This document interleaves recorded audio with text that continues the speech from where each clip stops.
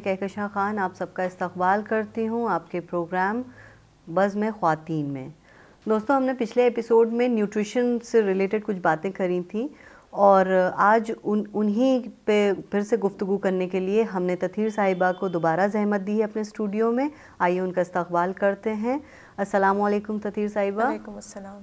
तो तथीर साहिबा, जैसा कि आपने हमें पिछले एपिसोड में बताया था कि न्यूट्रिशन क्या चीज़ है और किस तरीक़े से हम अपनी एक अच्छी डाइट उनसे बना सकते हैं रोज़मर्रा की ज़िंदगी में, तो आपने पिछले एपिसोड में हम लोगों से गुफ्तगू करी थी कुछ 5 फूड ग्रुप्स के बारे में।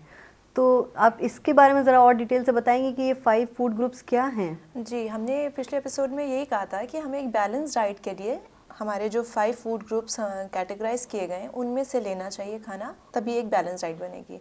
5 फूड ग्रुप्स हमारे इस तरह से डिवाइड हैं कि सबसे पहला ग्रुप है हमारा सीरियल्स का और ग्रेन्स का, तो जितने हमारे ज्वार, आटा, रागी, बाजरा, सारी तमाम चीज़ें इसमें आ जाती हैं।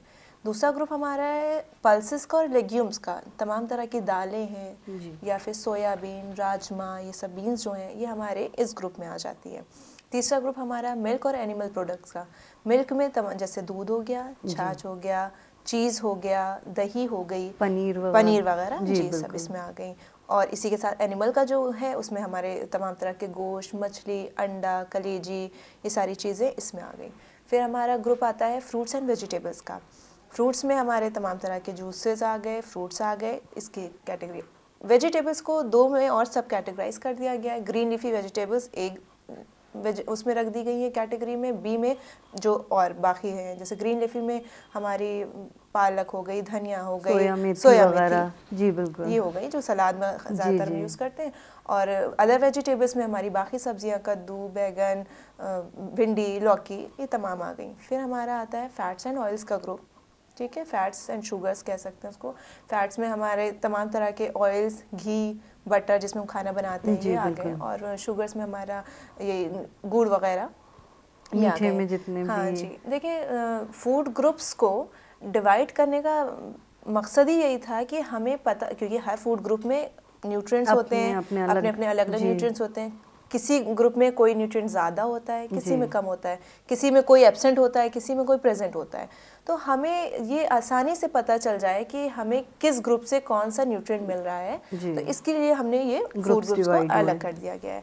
अब जैसे अगर हमको चाहिए विटामिन सी की हमारे बॉडी में कमी है, हमें पता चल गया है, तो हमें ये पता, हम देखते हैं कि हमारे जो फ्रूट्स एंड वेजिटेबल्स हैं इसमें हमें विटामिन्स मिनरल ज़्यादा मिल रहे हैं, जी बिल्कुल, ठीक है। तो हमें बहुत ही क्लैरिफाई हो जाएगा कि ठीक है, हमें इस वाले ग्रुप में से अपना खाना थोड़ा बढ़ाना है या हमें लेना है, ठीक है।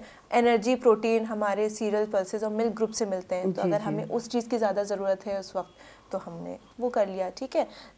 इस तरह से हम अपने डिजीज़ के अकॉर्डिंग या अपनी बॉडी के नीड के अकॉर्डिंग हम अलग अलग फूड ग्रुप से अपना खाना एक पोर्शन साइज़ में, एक मकदार जो एक लिमिटेड एक क्वांटिटी बताई गई, क्योंकि पिछली बार भी हमने कहा था कि खाने की क्वांटिटी पे हमें बहुत ज़्यादा ख्याल रखना चाहिए, जी बिल्कुल। तो वो पोर्शन साइज में हम उस ग्रुप से वो खाना अपने डाइट में इंक्लूड कर सकते हैं। अच्छा, तो क्या किस हिसाब से पोर्शन हमें एग्जैक्टली मतलब हमको पता हो कि हम किस फूड ग्रुप से कितना पोर्शन हमें लेना है, इसको हम कैसे देखिए, पोर्शन साइज वही है कि हम कौन सा खाना कितना ले रहे हैं, ठीक है।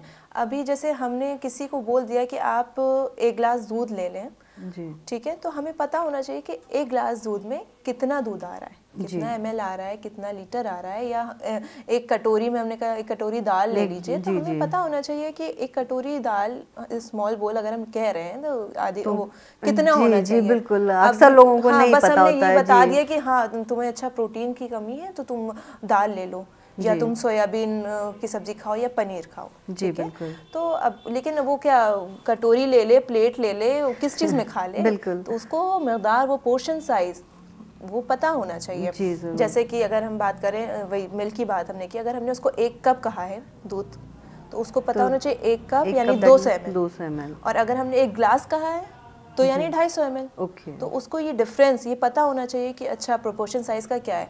जैसे कि अगर हम कहते हैं 1 टीस्पून आपको तेल लेना है अपने खाने में, तो लोग ज्यादातर टीस्पून में ही कंफ्यूज रहते हैं, वो टेबल स्पून ले लेते हैं, ठीक है। तो टेबल स्पून अलग, टीस्पून आपका 5 ग्राम का होता है। अगर हमने कहा है कि 1 टीस्पून या 4 टीस्पून में आपका दिन भर का खाना बनना है, तो यानी 20 ग्राम्स आपका प्रोटीन दिन भर में फैट आपका जाना चाहिए, ठीक है।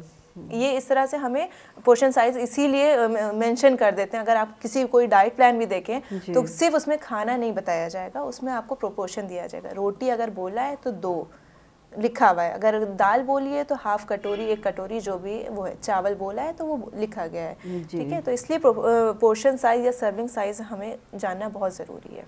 अच्छा, तो ततीर साहिबा, जैसे कि आपने बताया, तो किस खाने से हमें कितना एक्सचेंज लेना चाहिए, मतलब कितने प्रोपोर्शन में उसको हम लें, किस तरीके से लें, एक जनरल कॉमन लोगों के लिए, कि मतलब हमें आम अपने उसमें डाइट पता हो कि हमें कितना खाना, किससे खाना है। देखिए, पिछली बार में हमने ये बात कही थी कि कोई डाइट हम आइडियलाइज नहीं कर सकते हैं कि जो आपके लिए हो वो तमाम आपके घर वालों के लिए भी हो या मेरे लिए भी वही सही हो। Age, height, disease, working style, activity level आपका बहुत मैटर करता है कोई भी आपकी डाइट प्लान करने में। तो अगर एक जनरल आपने पूछा है तो जैसे हमारी और आपके जो एक इंडियन वुमेन की जैसे 1800 कैलोरीज 1900 कैलोरीज में डाइट एक नॉर्मल बनती है, ठीक है, जनरल। अगर हम उसकी बात क्या करें तो जैसे 8 से 9 तक की हमारी सीरियल की एक्सचेंज होना चाहिए खाने में हमारे, ठीक है। दाल की आ गई तो 3 से 4 होनी चाहिए, मिल्क की 2 से 3 एटलीस्ट होना चाहिए, ठीक है। फिर फ्रूट्स में 2 से 3 होनी चाहिए। अच्छा। ये ना फैट्स हमारा 20 ग्राम में हम चाहिए 20 to 25, ठीक है। विजिबल फैट की मैं बात कर रही हूँ, इनविजिबल तो आ ही जाता है कि अंदर खाने में इंग्रेडिएंट्स में मौजूद होता है, विजिबल फैट की बात कर रहे हैं, ठीक है। अब बात यहाँ पे आती है, जब एक डाइट ये प्लान हो गया कि इतने सीरियल इतना वो, फिर होता है कि अब एक ही तरह की चीज़ कैसे फॉलो वो अक्सर लोग बोर होने लगते हैं कि बोर हो जाते हैं कि अच्छा 9 सीरियल्स की हैं तो अब वही रोटी, वही दलिया, वही, तो इसमें आपको वैरायटी लाना है। देखिए, चाहे बच्चे हों चाहे बड़े हों, साइकोलॉजिकल ये एक फैक्टर होता है कि आप एक चीज़ रोज़ नहीं कर सकते, आपको वैरायटी चाहिए। और खाने में तो खासकर बहुत चूजी हो जाते हैं इंसान, चाहे वो बच्चे हों चाहे बड़े हों। जी बिल्कुल। सीरियल की अगर हमने कहा कि नाश्ते में आप 3 एक्सचेंज लीजिए, जी, ठीक है, तो आपने उसको एक दिन आपने उपमा ले लिया, एक दिन आपने पोहा ले लिया, एक दिन आपने उसको ओट्स कर लिया, एक दिन दलिया कर लिया, इस तरह से आप उसको चेंज कर सकते हैं, ठीक है। रोटी में भी आपने, जैसे हमने सीरियल कहा कि रोटी 2 है, फिर आप चावल है, या आप ऐसा कर सकते हैं कि फूड ग्रुप्स मिला दें। जैसे कि आपको है कि खाने में 2 एक्सचेंज आपकी सीरियल की हो गई और 2 पल्सेस की है, तो आपने क्या किया, दालें या तो मिक्स करके बना ली, तो एक ही दाल में आपको 2 चीज़ मिल गई। या आप सीरियल के, जैसे चावल क्या है, सीरियल ग्रुप का हो गया, दाल का हो गई पल्सेस का, आपने दोनों मिला दिया, खिचड़ी बन गई। तो आपके खाने में तो वो सब चीज़ें जा रही है ना, वो अलग बात, उसकी न्यूट्रिटिव वैल्यू थोड़ा और इन्हांस हो जाती है, अलग हो जाती है, लेकिन आपकी एक्सचेंज तो कंप्लीट हो रही है। एटलीस्ट आप मतलब कि हफ्ते में 2 दिन इस तरह कर लिए, 2 दिन उस तरह कर लिए। मम्मी लोग देखे हमारे यहाँ तो होती है, लौकी नहीं ऐसे सब्जी खाई जाती तो वो दाल में मिक्स कर दी जाती, बिल्कुल। तो ये मम्मी लोग को तो ये टैलेंट बहुत होता है ना कि मिक्स एंड मैच करके उसमें मर्ज करके चीज़ें। मिल्क है, अलग से बच्चा नहीं पी पाते हैं कि बहुत स्मेल आती है, बच्चों को मसला होता है, तो आप उसका कस्टर्ड बना लें, खीर बना लें हम लोग, तो आपके एक्सचेंज आप उधर कंप्लीट कर लें। ये आप पे डिपेंड करता है कि आप कैसे ले रहे हैं उसको। बस आपको ये पता होना चाहिए कि इस पोर्शन साइज में इस ग्रुप से आपको खाना लेना है, बिल्कुल, फिर आप अपने हिसाब से इसको प्लान कर सकते हैं। और हमें लगता है कि हमारी ख्वातीन इन सब में बहुत आगे हैं, क्योंकि पूरा घर जो है वो घर की जिम्मेदारी कहूँ तो ख्वातीनों पर ही होती है, और ख्वातीन बखूबी जिम्मेदारी को निभाती हैं कि किस तरह हम अपने पूरे घर वालों का ख्याल अच्छे खाने से रख सकें। अच्छा ततीर साहिबा, एक चीज़ आपसे और जानना चाहेंगे, ये बताइए कि आजकल डिस्क्रिशनरी फूड्स के बारे में बहुत ज़्यादा बात होती है और बच्चे इसमें बहुत ज़्यादा इन्वॉल्वमेंट दिखाते हैं, तो ये किस टाइप के फूड्स होते हैं? देखिए, ये डिस्क्रिशनरी फूड्स आपके 5 फूड ग्रुप्स के अलावा रखे गए हैं। अच्छा। ये बहुत ज़्यादा इनकी न्यूट्रिटिव वैल्यू नहीं होती है, इसीलिए बच्चे शायद इसमें ज़्यादा इन्वॉल्व है कि ये एनर्जी डेंस फूड होते हैं, इससे एनर्जी आपको बहुत मिलती है, बट न्यूट्रिएंट पुअर फूड्स होते हैं। अच्छा। और न्यूट्रिएंट्स इससे नहीं मिलते हैं। जैसे कि हमारे यहाँ देखें, जैम्स हो गए, जेलीज हो गई, आइसक्रीम्स, केक्स, डोनट्स, ये सब जो आइटम्स है, या एनर्जी ड्रिंक्स होती हैं हमारी, सॉफ्ट ड्रिंक्स वगैरह, ये सब हमारे ये डिस्क्रिशनरी फूड्स के लिस्ट में हम रखा गया है। अच्छा। देखें, बच्चों के लिए ये होता है ना आसान तरीका, मम्मी लोग भी ख्याल नहीं रखती हैं कि जैसे अब रोटी दे रही हैं साथ में तो उसमें जैम लगा दिया, बिल्कुल। ठीक है, तो वो आजकल एनर्जी कॉमन हो गया सटाइटी है। के लिए अगर आप एपेटाइट, आपको भूख लग रही है, आपने पेट तो भर लिया उस चीज़ से, लेकिन आपको एनर्जी भी मिल जाएगी, लेकिन कहा जाए बहुत ज़्यादा प्रोलॉन्ग यूज़ इसका ना आपको काफ़ी डिजीज़ में, आपको काफ़ी बीमारियों में मुब्तला कर सकता है। क्योंकि बहुत से आजकल का टाइम ऐसा है कि वेस्टर्न कल्चर इतना ज़्यादा हम लोग पे हावी हो गया है, या टाइम की कमी कह लें कि बहुत ज़्यादा रेडी टू कन्वीनियंस है, रेडी टू ईट या कन्वीनियंस फूड पे हम लोग हैं। तो ये समझ लें कि प्रोलॉन्ग इसका यूज़ हमारी बहुत सारी heart disease, diabetes, kidney disease and even some cancers हमारे इन डिस्क्रिशनरी फूड्स की वजह से होते हैं। बच्चे देखें डोनट्स, केक्स, पेस्ट्रीज, आइसक्रीम्स कितना पसंद किया जाता है। तो आपको एनर्जी मिल रही है इससे, आपका पेट भी भर जा रहा है, आपको एनर्जी, इंस्टेंट एनर्जी होती है ना, एनर्जी ड्रिंक्स क्या होती है, इंस्टेंट एनर्जी। आप एकदम लो, आपका ब्लड प्रेशर लो हो रहा है तो आपने एनर्जी ड्रिंक्स फौरन ले ली, जी, तो वो इंस्टेंट एनर्जी बूस्टर होते हैं। लेकिन हेल्थ वाइज अगर देखा जाए, क्योंकि इनका नाम ही हम लोग ने इसीलिए रखा गया है कि न्यूट्रिएंट पुअर फूड्स होते हैं। अच्छा, कोई और अच्छे इनसे न्यूट्रिएंट्स नहीं मिल सकते, सिर्फ एनर्जी देते हैं। तो खाली मतलब ये सिर्फ हमारे पेट भरने के ही काम आते के लिए है, या कभी इन इमरजेंसी जैसे होता है ना, हम लोग कहते हैं ब्लड प्रेशर लो हो रहा है तो चॉकलेट खिला देते हैं, जी, ठीक है, ग्लूकोज पिला देते हैं, तो वो एनर्जी बूस्टर का काम कर देते हैं कभी। लेकिन अब इसको हम रेगुलर या रोज हेल्दी डाइट से रिप्लेस करके हम लोग नहीं ले सकते हैं। अच्छा, ठीक है, या फिर आप देख लें, अब सप्लीमेंट्स की बात ले लें, जी, लोग हेल्दी डाइट को रिप्लेस कर दे रहे हैं सप्लीमेंट्स कि भैया हमें तो इसका टेस्ट नहीं अच्छा लगता है, या ये हमें समझ में नहीं आता है, इससे अच्छा है कि हम जिस खाने में अमरूद में अगर विटामिन सी हमको मिल रहा है तो हम अमरूद नहीं खाएंगे, हम जाके उसके सप्लीमेंट ले आएंगे। या प्रोटीन, अंडा नहीं खाया जा रहा है तो हम प्रोटीन के शेक्स और क्या क्या आजकल तो जिम वगैरह वाले, तो ये भी एक ट्रेंड है। तो नुकसान तो है ही इसका, क्योंकि तो जो इनके नुकसान होते हैं क्या? बता तो रहे हैं कि ये प्रोलॉन्ग इसका यूज़, अगर आप खाना नहीं, अंडा दूध मछली नहीं खा रहे हैं और प्रोटीन शेक्स और लेते जा रहे हैं, प्रोटीन पाउडर्स लेते जा रहे हैं, तो प्रोलॉन्ग इसका use diabetes, heart disease, kidney disease और कैंसर्स भी पैदा करता है कई तरह का। हाँ, तो वही है कि हमारी वही ख़वातीन के ऊपर है कि खाना घर पे ज़्यादा बनाएं, और इन चीज़ों, ये डिस्क्रिशनरी फूड्स इसको जो है अवॉइड करें बच्चों की डाइट से, ख़ासकर वो घर में देसी चीज़ें बनाएं, एकदम वेजिटेबल्स का रेसिपीज़ अलग कर लें कि बच्चों को अट्रैक्टिव कलर्स करने के लिए, हाँ, उसका इस्तेमाल करें, लेकिन जो है खाने को जो है वो प्योर रखें और घर का बना हुआ खाना ज़्यादा प्रेफर करें। बिल्कुल नाजरीन, जैसा कि आप लोगों ने देखा और सुना कि तथीर साहिबा ने हमें बताया कि किस तरह हम अपने घर के बने खाने से ही अपने को सेहतमंद रख सकते हैं। अच्छा तथीर साहिबा, एक चीज़ और बताइए कि माएँ आजकल बच्चों के ग्रोइंग एज को लेकर के काफ़ी परेशान रहती हैं, और क्योंकि आजकल के बच्चे थोड़ा सा फसी हैं, मतलब खाने पीने के मामले में जल्दी कोई चीज़ पसंद नहीं करते हैं, तो उनके लिए आप किस तरीक़े से बताएंगे कि 5 फूड ग्रुप्स को किस तरीक़े से वो अपने बच्चों की एक अच्छी डाइट बना सकें इन्हीं 5 फूड ग्रुप्स में से? देखिए, एक्सचेंज तो मैंने बता दी कि जैसे एक्सचेंज के अकॉर्डिंग लें, पोर्शन साइज़ करें। इसके अलावा जो इफ़ेक्ट करता है सबसे ज़्यादा बच्चों में, वो है ईटिंग हैबिट्स। बच्चों की ईटिंग हैबिट्स बचपन से ही डालनी चाहिए अच्छी। कुछ चीज़ें जैसे हम बड़ों से ही गलती हो जाती है, सबसे पहले तो उनको ऑप्शंस इतने गलत दिए जाते हैं, जी, ठीक है। आपको ऑप्शंस, आप हेल्दी चीज़ों में ही ऑप्शंस दीजिए, आप स्नैक्स या जंक फूड्स के ऑप्शंस ही ना रखिए उनके लिए। आप मेयोनीज़ और बर्गर और चीज़ का ऑप्शन ना रखें, बल्कि आप घर में ही जो चीज़ें हैं हेल्दी उसमें ऑप्शंस रखें। आप मिल्क रखें, आप एक तरफ कस्टर्ड रखें, आप एक तरफ दही रख लें, ठीक है। एक ही फूड ग्रुप का आपने चीज़ 3 रख लिया। अब आप इनमें से ऑप्शन दें, बच्चे का ये दिल नहीं है तो ये तो नहीं ये, तो अल्टीमेटली बच्चे को चूज़ जब उन्हीं तीनों में से करना होगा तो वो अच्छी चीज़ चूज़ करेगा, और उसके दिमाग में भी बैठेगा कि हाँ, ये मेरे हेल्दी ईटिंग की चीज़ें यही हैं। उसको खुद भी उसके नॉलेज में आएगा कि न्यूट्रिएंट डेंस फूड यही है, ठीक है। आप बर्गर और बिरयानी और दाल रोटी और दाल चावल में अगर ऑप्शन देंगे तो वो या तो बर्गर या बिरयानी ही चूज़ करेगा। तो सबसे पहले गलती तो पेरेंट्स से यहीं पे होती है कि ऑप्शंस उसको सही दें। हाँ, और वो तभी होगा जब आपको पता होगा। आपको पता होना चाहिए फ्रूट्स ज़्यादा रिच हैं, ना कि जूसेस। जूसेस भी ठीक है, लेकिन एक जो होल फ्रूट्स की बात होती है उतने न्यूट्रिएंट रिच नहीं होते हैं हमारे जूसेस। अब और वैसे भी आजकल मार्केट में जूसेस रेडीमेड आते हैं तो लोग प्रेफर उसी को करते हैं। बच्चे भी पसंद जूस को ही करते हैं, वो ट्रॉपिकाना ले लिया, उन्होंने रियल जूस ले लिया। बुराई नहीं करें, अच्छे ठीक है जूसेस है, लेकिन अगर आप होल फ्रूट्स खाएंगे उसका आपका अलग बात है। तो आप उनको ऑप्शंस उनके लिमिटेड रखिए और अच्छे रखिए।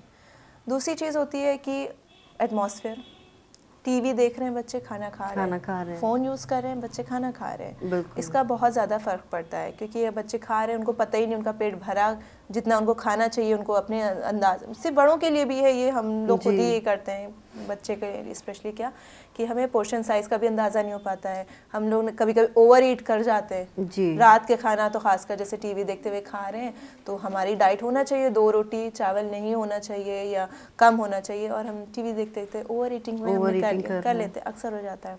तीसरी चीज़ होती है कि एटमॉस्फेयर में अगर बात और की जाए कि खाना जब खाएं तो डाइनिंग टेबल का माहौल, आप ऐसी कोई बात ना करें कि बच्चे डिस्टर्ब हों, लड़ाई झगड़ा फसाद इस तरह की कोई बात नहीं होना चाहिए, क्योंकि ये साइकोलॉजिकल फैक्टर होता है। बच्चे डिस्टर्ब हो जाते हैं तो उससे क्या होता है, वो चाहते हैं कि जल्दी से जल्दी भागे हम यहाँ से, तो वो खाना या तो अधूरा छोड़ देते हैं या जल्दी जल्दी खा के ख़त्म कर देते हैं, तो वो भी आपका ना च्यू कर पाते हैं सही से, ना डाइजेस्ट हो पाता है, ये फैक्टर हो गया। राइट, स्नैक्स की बात की जाए, जो हम स्नैक्स चूज़ करते हैं बच्चों के लिए कि बच्चे खुश हो जाएंगे और पेट भी भर जाएगा, उसकी चॉइस हमारी एकदम ठीक होना चाहिए। अब हमारे यहाँ जब हम लोग के यहाँ शाम की चाय बनती है कि अब स्नैक्स का वक्त आया है, आप बताएं हम लोग के यहाँ क्या बनता है? फुल्की बनेगी, फुल्कियाँ हैं बनेंगे, आलू के चिप्स बनेंगे। तो जब हम लोग की जब चॉइस ही एकदम हम लोग ना गलत चीज़ ही चूज़ कर रहे हैं तो वो गलत इफेक्ट तो करेगा। हमारी चॉइस होना चाहिए स्प्राउट्स, ठीक है, हमारी चॉइस होना चाहिए राइस लीक, जो लैया चूड़ा होता है, इसके आप डिफरेंट आप रेसिपीज़ ट्राई कर लें। लेकिन चीज़ तो आपने सही सेलेक्ट की है, आपने खाना तो एकदम सही। अब आप पोटैटो चिप्स अगर और ये फुल्कियाँ और कचौड़ियाँ अगर आप चुनेंगे डेली बेसिस पे, कभी हो गया तो कभी बट अगर डेली बेसिस पे आप स्नैक्स के वक्त इनको चुनेंगे तो फिर इनका एडवर्स इफेक्ट तो देखने मिलेगा। बिल्कुल। फिर उसके बाद है कि बच्चों को किसी भी तरीके से गलत तरीके से ना डराएं और ना लालच दें। जैसे बहुत सी अम्माएँ होती हैं, कहती हैं कि तुम ये अभी जल्दी जल्दी सब्जियां ख़त्म करो फिर तुमको हम चॉकलेट देंगे जी। तो आप क्या करिए, बच्चे की नज़र में वेजिटेबल्स की वैल्यू कम कर रही हैं और गलत फूड की ज़्यादा बढ़ा रही हैं, या उसको कह रही हैं कि तुम मेरा ये काम कर दो तो मैं तुम्हें आइसक्रीम खिलाऊंगा। तो यानी कि वो रिवॉर्ड की तरह आइसक्रीम को ले रहा है कि कितनी अच्छी चीज़ होती है आइसक्रीम की, मुझे प्राइस के तौर पर एक आइसक्रीम मिल रही है। तो ये सब बच्चे बहुत गलत तरीके से रिलेट कर लेते हैं, तो फिर उसको बहुत उसकी वैल्यू बहुत बढ़ा देते हैं अपने लाइफ में कि आइसक्रीम बहुत अच्छी चीज़ है खाने के लिए। या बच्चों को थ्रेट भी देते हैं कि तुमने अगर ये काम नहीं किया तो मैं तुम्हें खाना नहीं दूंगी, ठीक है। तो बच्चे डर जाते हैं, तो उससे क्या होता है कि जब भी उनको मौका मिलता है तो वो कुछ भी मिलता है तो वो खाते हैं। तो ये भी एक तरह से एडवर्स इफेक्ट एकदम उल्टा हो जाता है। तो इसलिए बच्चों को गलत तरीके की लालच भी नहीं देनी चाहिए। ततीर साहिबा 2 मिनट हम आपको रोकना चाहेंगे इस गुफ्तगू में।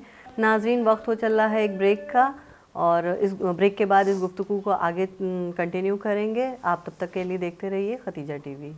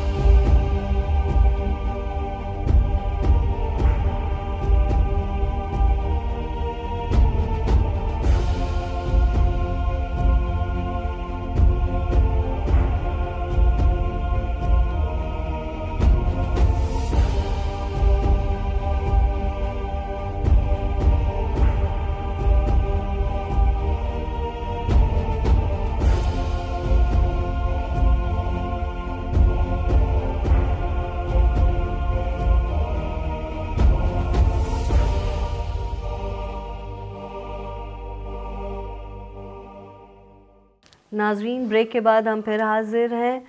हम गुफ्तगू कर रहे थे न्यूट्रिशन पे, और बहुत ही खूबसूरत अंदाज से हमें ततीर साहिबा ने बताया कि न्यूट्रिशन की अहमियत हमारी ज़िंदगी में कितनी है और हम इसको किस तरह अपनी रोज़मर्रा की ज़िंदगी में मेंटेन रख सकते हैं।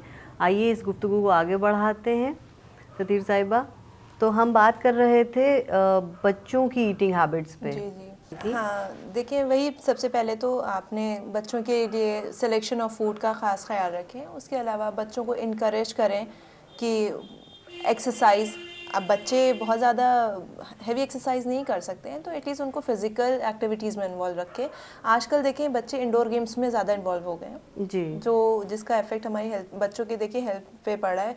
बच्चे छोटे छोटे बच्चे ओबीज हो रहे हैं, उनका ओवर वेट हो रहे हैं। बिल्कुल। उसका रीज़न यही है कि वो खा तो रहे हैं, ठीक है, अगर अच्छी फैमिली से बिलोंग कर रहे हैं, अच्छा खाना उनको मिल रहा है तो खाना तो वो खा रहे हैं, बट उनकी कैलोरीज बर्न नहीं हो रही हैं, वो फिजिकल एक्टिविटीज़ में इन्वॉल्व नहीं हो रहे हैं, वो मोबाइल पे और लैपटॉप्स पे गेम्स खेल रहे हैं। पहले देखिए बच्चे बाहर निकलते थे, वो दौड़ने वाला और इस तरह के जो गेम्स होते थे तो उनकी हेल्थ भी उसी हिसाब से अच्छी रहती थी। तो बच्चों को इनकरेज करें आउटडोर गेम्स के लिए। उसके अलावा पानी, उनको ज़्यादा इनकरेज करें कि ज़्यादा से ज़्यादा पानी पिए। टाइम, खाने के आधे घंटे पहले या फिर आधा घंटे बाद, खाने के साथ पानी नहीं देना। ये तो खैर हम लोग भी सबके बातें लिए है, जी। ये सिर्फ बच्चों के लिए नहीं है। उसके अलावा बच्चों का ब्रेकफास्ट कभी स्किप ना होने दें। देखिए हमने पहले भी आपको ब्रेकफास्ट की इम्पोर्टेंस बताई थी कि जो हमारा सबसे हैवीएस्ट मील होना चाहिए दिन भर का, ब्रेकफास्ट होना चाहिए, ठीक है, वो ब्रेकफास्ट ही होता है। और बच्चों के लिए खासकर क्योंकि बच्चे सुबह स्कूल जाते हैं, कॉलेज जा रहे हैं तो मिस कर देते हैं अक्सर, लेकिन आपको ये ख्याल रखना है कि बच्चों का ब्रेकफास्ट स्किप ना हो और सबसे हैवी जी। मील हो पूरे दिन अच्छा का। तदीर साहिबा ये बताइए कि हैवी मील में बच्चों को हम मॉर्निंग में क्या दे सकते हैं, क्योंकि अक्सर बच्चे जो हैं क्योंकि आजकल बच्चे जल्दी खाना ही नहीं पसंद करते हैं, तो या तो मम्मी जो हैं वो दूध पकड़ा देती हैं उनको, या आपका जैसे ब्रेड अंडा वगैरह हो गया, तो दैट इज़ ओके। कि ब्रेड तो किसी तरह से अच्छा नहीं है, कोई भी हम नहीं इसको सजेस्ट करेंगे, लेकिन हाँ दूध इज़ अ गुड ऑप्शन, अंडा इज़ अ गुड ऑप्शन। उसके अलावा जैसे मैंने सीरियल्स का बताया, पॉरेज वगैरह, दलिया वगैरह सबसे बेस्ट होता है ब्रेकफास्ट को हैवी बनाने के लिए। और अगर सुबह वक्त है तो सबसे अच्छा जो हमारा एक ट्रेडिशनल है कि सब्ज़ी रोटी, अगर सब्ज़ी कोई बन जाए इतनी सुबह, रोटी बन जाए, तो पराठे पे कम जोर दे के रोटी वगैरह, हाँ उसका ज़्यादा ख्याल रखें। वैसे बच्चों में थोड़ा सा पराठा चल जाता है, बड़ों की बात करें तो रोटी पे ध्यान देते हैं, लेकिन बच्चों को ये सीरियल्स के जितने हैं ऑप्शंस वो आप दे सकते हैं। और बच्चों को अट्रैक्टिव भी लगते हैं, उपमा पोहा थोड़ा कलरफुल होते हैं और मिक्स वेजिटेबल्स रहती हैं तो बच्चे ज़्यादा पसंद भी कर लेते हैं। एक चीज़ और ख्याल है कि अगर आप बच्चों का लंच पैक कर रही हैं तो आप उसमें क्या दे रही हैं, पोर्शन साइज़ क्या दे रही है, इसका ख्याल रखें। या बाहर भी आप जब रेस्टोरेंट या बाहर खाना खाने जाते हैं तो आप बच्चों के खाने का सिलेक्शन आप खुद करें। अच्छा। कि आप उनके लिए क्या मंगवा रही हैं, कितना मंगवा रही हैं। बच्चे तो जाहिर सी बात है उनको जो चीज़ अच्छा लगता है वो एक आइसक्रीम में नहीं मानते हैं, वो फिर 2 या 3 ही उनको चाहिए। लेकिन ये आपकी रिस्पॉन्सिबिलिटी है कि आप जो उनको चाहे बाहर लंच में खाना दे रहे हैं या बाहर उनके लिए कोई मील प्लान कर रहे हैं तो क्या प्लान कर रहे हैं इसका खास ख्याल रखें। उसके बस यही छोटी छोटी चीज़ें हैं, जैसे एक्सरसाइज वगैरह मैंने बताई, बच्चों के लिए बहुत ज़रूरी है अभी। अच्छा ततीर साहिबा, जैसे कि आपने बताया कि आजकल जो बच्चे जंक फूड्स वगैरह खाते हैं या जो जैम है या इस तरह के फूड्स पे ज़्यादा फोकस करते हैं, तो आपने कहा कि इनके एडवर्स इफ़ेक्ट भी होते हैं। किस तरह के एडवर्स इफ़ेक्ट होते हैं इन फूड से?